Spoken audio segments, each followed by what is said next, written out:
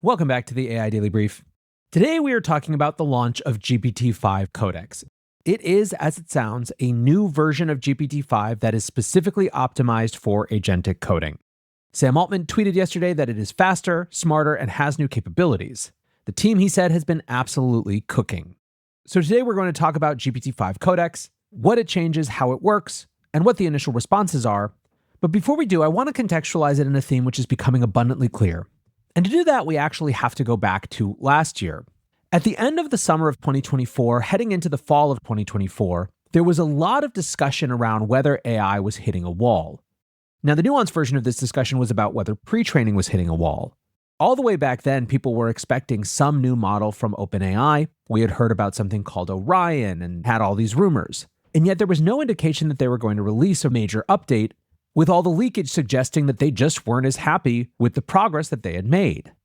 And yet that was a very narrow slice of what was actually going on.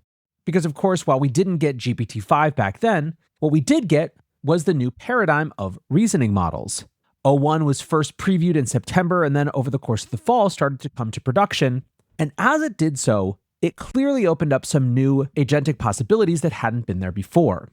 Then of course, there was Claude 3.5 Sonnet. It was initially released back in June of 24, and in the subsequent months became the standard for people using LLMs to code.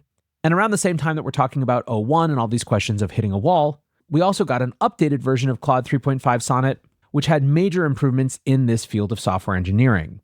Between the initial release version of 3.5 Sonnet and the October version, its performance on SWE-bench verified jumped from 33.4% to 49%. It was also around this time that we started to see some user behavior shift. It wasn't just that people were using Claude to code, but that dedicated applications for AI coding started to become successes. Bolt launched around this time, October 2024, quickly grew to 5 million, and in the first 2 months grew to 20 million in ARR. And yet, of course, from a narrative perspective, as we came into 2025, the story was all about agents in general. Everyone thought that this was going to be the year when we started to see the first embers of digital employees working alongside human employees. And certainly we have seen some major developments in particularly enterprise adoption of agents. Between Q4 of last year and Q1 of this year, agent pilots jumped massively. And then between Q1 of this year and Q2 of this year, enterprise agent deployments actually tripled. And yet I would argue that part of the malaise that we've been experiencing for the last month or so is that when push comes to shove, at least from a maturity perspective, 2025 hasn't been the year of agents, at least not in general. What it has been is the year of one very specific type of agent, which is, of course, the coding agent. In February, we had Andre Karpathy coin the term vibe coding. He wrote, "There's a new kind of coding I call vibe coding, where you fully give into the vibes, embrace exponentials, and forget that the code even exists. It's possible because the LLMs are getting too good. When I get error messages, I just copy-paste them in with no comment. Usually that fixes it.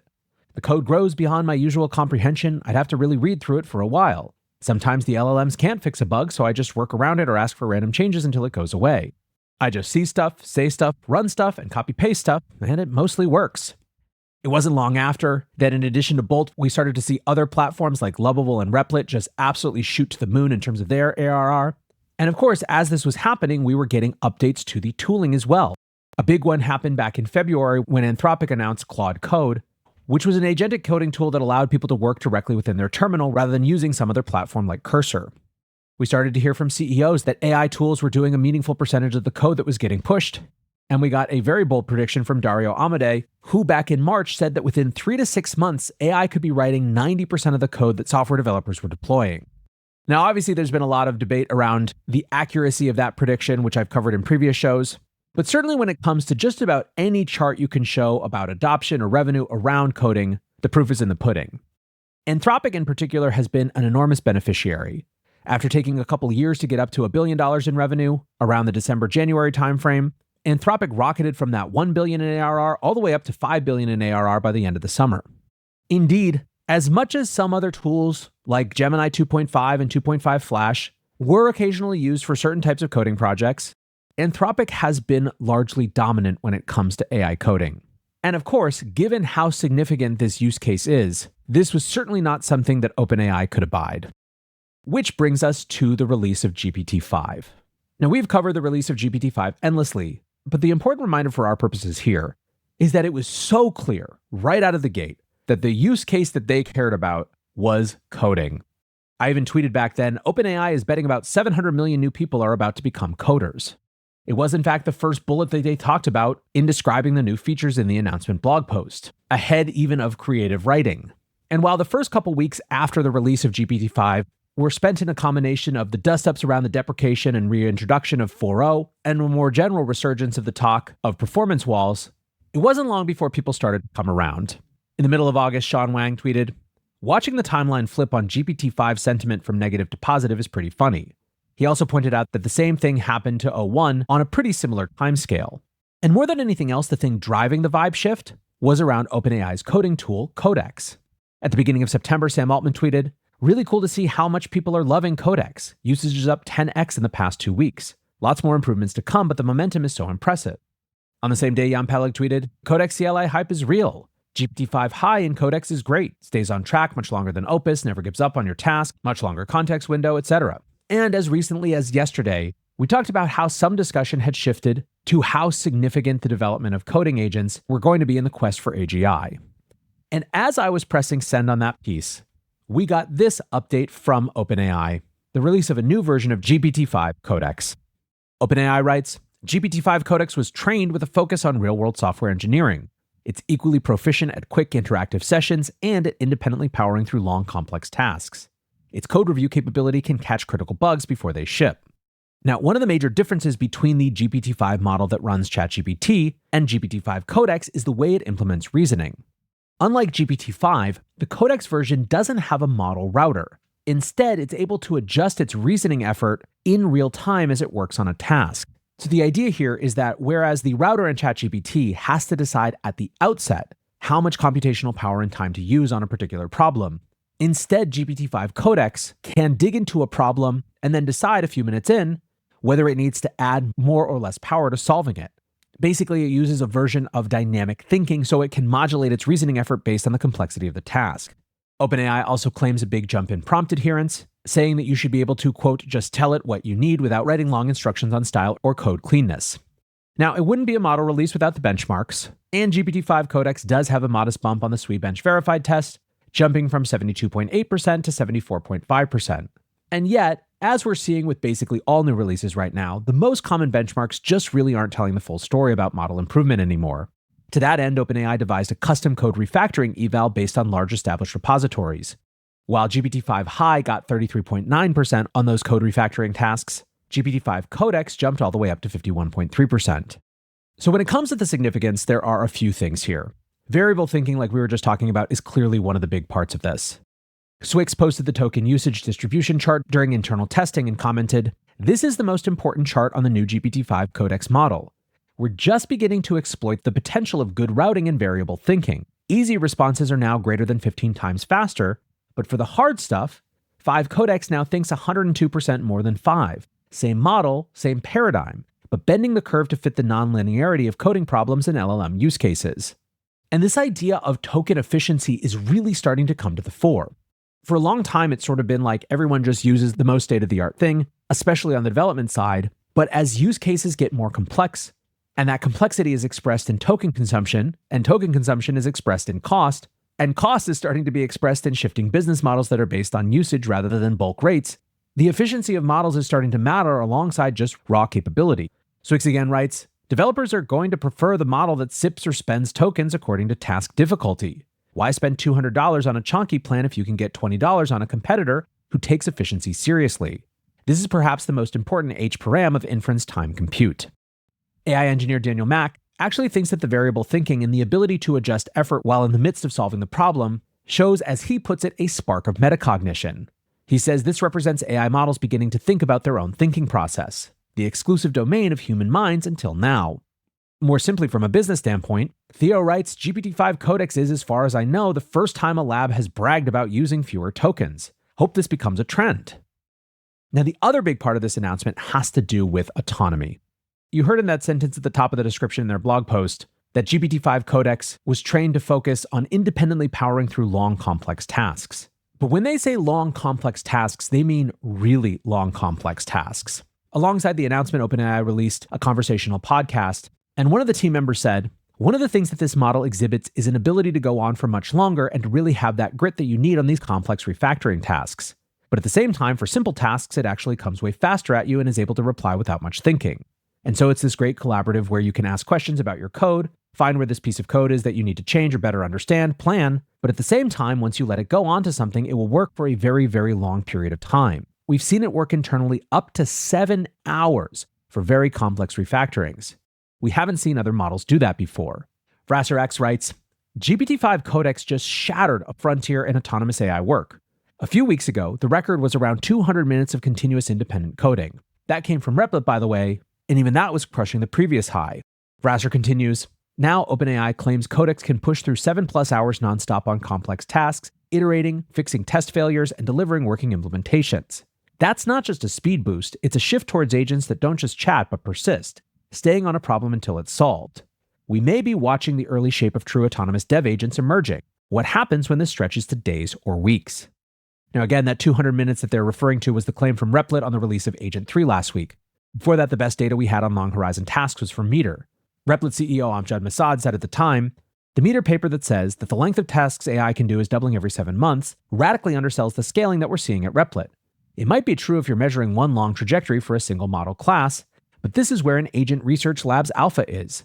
We built multi-agent architecture and use different models from various providers to tap into their latent abilities across various tasks. Point being that the Agent 3 system is capable of these 200 minutes. It seems like what OpenAI is saying is that GPT-5 Codex on its own can do that even without this type of Replit multi-agent architecture. Now, another really important part of this is that it appears to be starting to try to address some of the shortcomings of agentic coding as well. In that same conversation, OpenAI's Greg Brockman said, we started to notice that the big bottleneck for us was with increased amounts of code needing to be reviewed.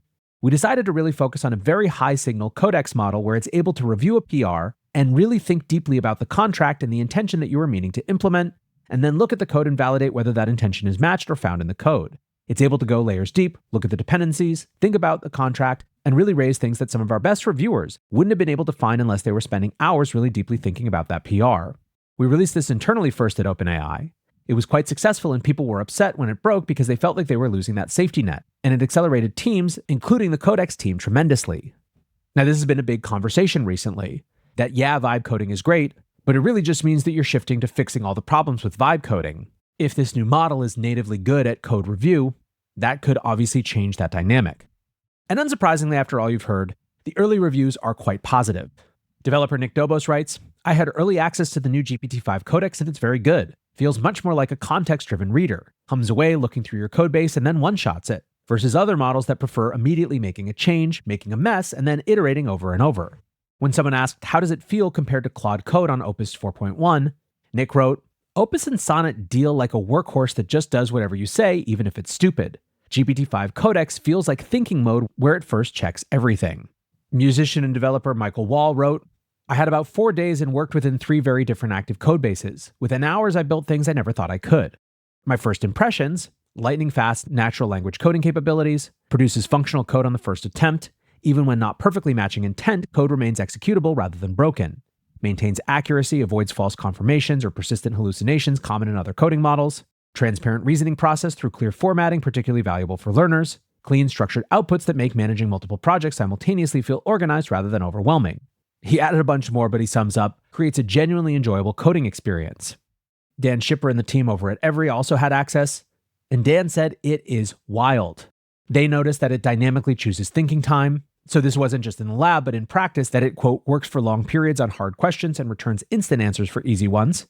When it came to autonomy, they didn't get those 7 hours, but Dan did write, it ran autonomously for up to 35 minutes in our testing on a production codebase, a noticeable upgrade from GPT-5, which tended to be too cautious.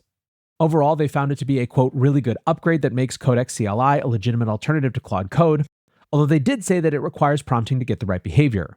They also wrote, quote, sometimes it's lazy. It can underthink for some tasks and refuse to do tasks if it thinks they're too large. Overall, though, it was a very positive review. Now, there's one other part of the story that's worth noting, which is why when it comes to the overall environment of AI in practice, OpenAI's new releases really matter compared to every other lab. A PhD student going by Zeophon wrote, reminder that Twitter is in a bubble.